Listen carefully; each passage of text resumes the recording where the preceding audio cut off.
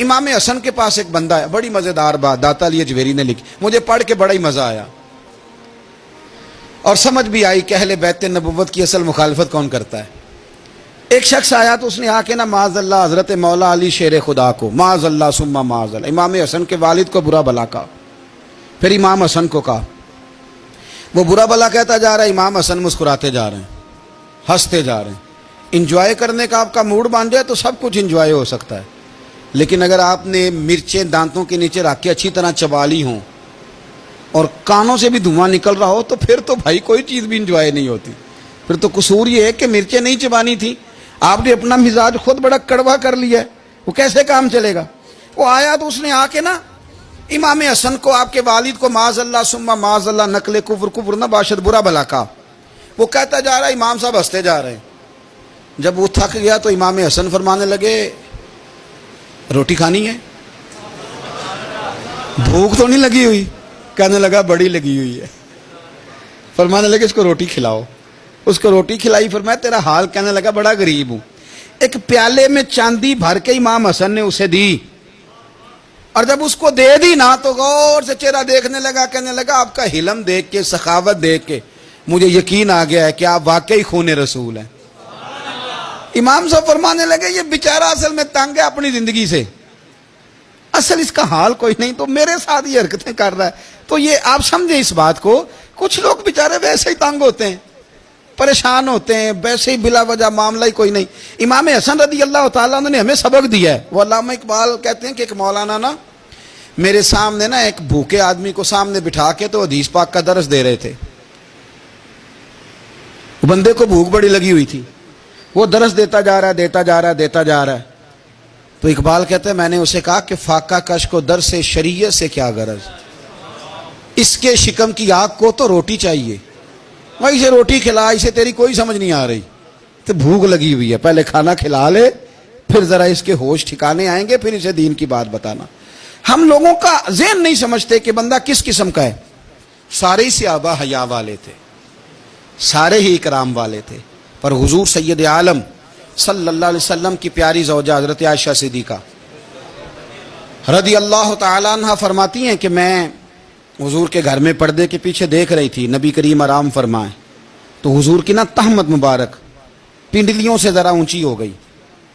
پنڈلیوں سے ٹخنوں تک مرد کا چھپا ہوا ہو تو وہ جائز ہے, اس سے نیچے ننگا نہیں کرنا چاہیے, اوپر اس سے ٹخنوں سے اوپر, نیچے ہو بھی جائے تو خیر ہے. حضور کی پنڈلیاں نا تھوڑی سی چادر ہٹی ہوئی تھی, پنیاں کہتے ہیں ہم پنجابی میں, پنڈلیوں سے ذرا چادر ہٹ گئی. حضور لیٹے رہے, آرام فرما رہے. فرماتی ہیں باہر دستک ہوئی, حضور نے فرمایا کون ہے؟ عرض کی ابو بکر صدیق یا رسول اللہ, اجازت ہو تو حاضر ہو جاؤں؟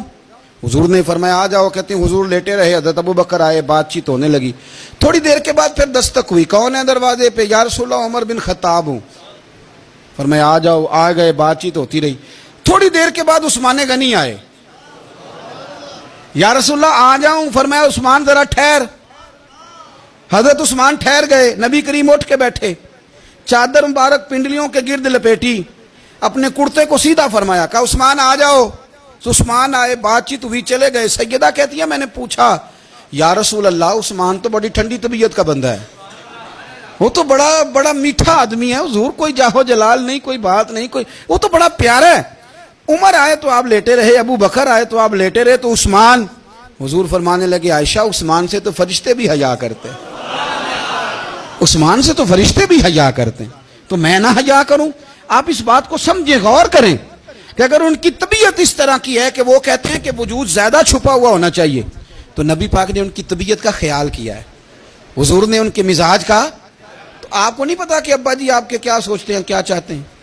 آپ کو نہیں پتا آپ کے استاد کا مزاج کیا ہے؟ آپ کو نہیں پتا آپ کے مرشد کامل کی طبیعت کس طرح کی ہے, وہ کن باتوں میں راضی ہوتے ہیں, کن میں ناراض ہوتے ہیں؟ ہمیں سارا پتا ہوتا ہے, لیکن ہم چاہتے ہی نہیں صحیح کرنا معاملات کو.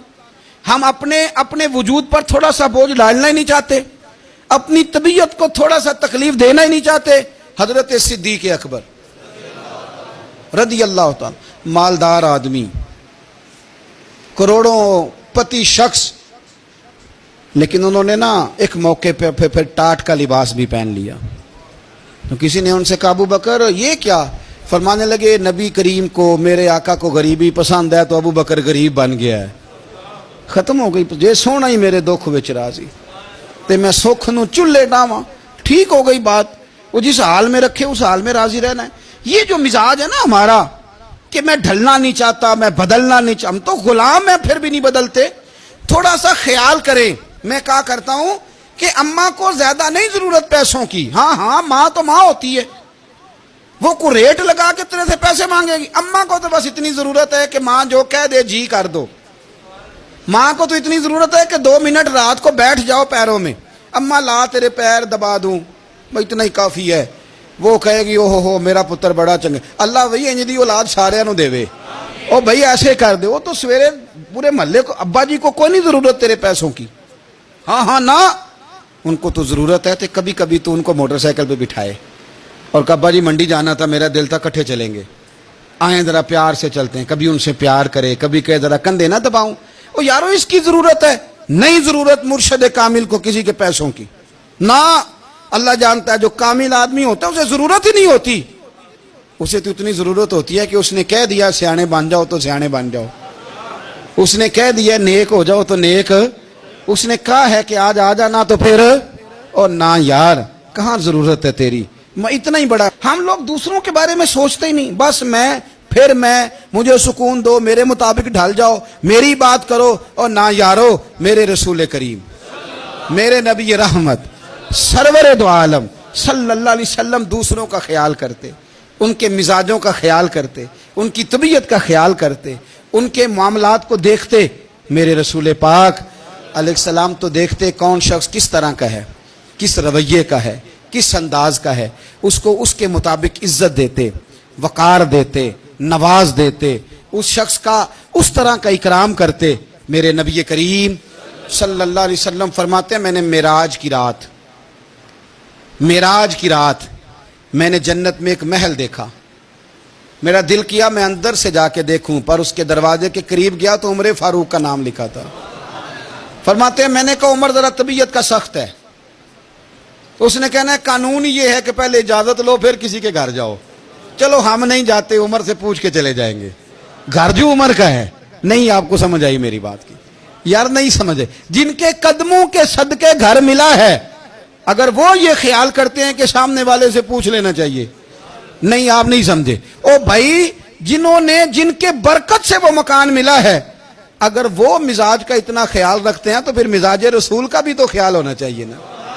پھر مزاج سنو. پھر نبی کریم صلی اللہ علیہ وسلم واپس آئے. حضور نے بتایا وہ عمر تیرا مکان بڑا پسند ہے. یار میں اندر جانے لگا تھا, دروازے پہ حور بھی بیٹھی تھی, جانے لگا تھا اندر, تو وہ نا میں اس لیے نہیں گیا کہ عمر قانون کو بڑا پابند ہے. اس نے کہنا ہے کہ قانون تو اجازت لے کے جاؤ. حضرت عمر رو پڑے, عرض کرنے لگی حضور میں کہاں اور جنت کا مکان کہاں. مختصر سی میری کہانی ہے, یہ جو بھی ہے آپ کی مہربانی ہے. تو حضرت عمر رو پڑے. لیکن میرے رسول کریم صلی اللہ علیہ وسلم اب اتنا حضور خیال کرتے تو جناب عمر پتہ کون تھے. جرت نہیں تھی کسی مائی کے لال کی کہ عمر کے سامنے کھڑا ہو سکے. ہاں جس کے سامنے شیطان نہ ٹھہر سکے. نکل جاتا ہے شیطان بھی. لیکن صحابہ کہتے ہیں جب کبھی حضور کے چہرے پہ شکن آتی تو اتنا وجود ہم نے کسی کا کامتے نہیں دیکھا جتنا عمر کانپا کرتے تھے. کب کبھی تاری ہوتی تھی. وہ دلیر میں کہیں اور ہوں, یہاں تو میں غلام ہوں, یہاں تو میں نوکر ہوں. دعا منگیا کرو سنگیو کتے مرشد نہ روس جاؤ. رو پڑتے. اور طریقہ کیا ہوتا, زمین پہ کونیاں رکھ کے نا, کونیاں گھٹنے, اب میں آپ کو کر کے کیسے دکھاؤں, حدیث صحیح میں موجود. یہ کونیاں زمین پہ رکھ کے نا, جیسے بچے نہیں چلتے, کونیاں دونوں زمین پہ حضرت عمر رکھ دیتے اور یوں کونیاں رکھ کے تو یوں ہاتھ باندھ دیتے حضور کے سامنے, نیچے کونیاں اور ہاتھ باندھتے اور پھر روتے. جب حضور ناراض ہوتے تو کسی اور سے ناراض ہے نبی پاک, عمر سے نہیں, تو یوں دونوں ہاتھ بچھا دیتے, یوں ہاتھ باندھتے اور کہتے رضیت باللہ ربم وبالاسلام دینم ونبینا محمد صلی اللہ علیہ وسلم. یا رسول اللہ میں بڑا راضی ہوں کہ اللہ میرا رب ہے. حضور میں بڑا راضی ہوں, حضور میں بڑا راضی ہوں کہ اسلام میرا دین ہے. و محمد نبیم و رسولہ, اور میں بڑا راضی ہوں کہ اللہ نے محمد کو نبی اور رسول بنایا. حضور بڑا راضی ہوں، مہربانی فرما، بڑا راضی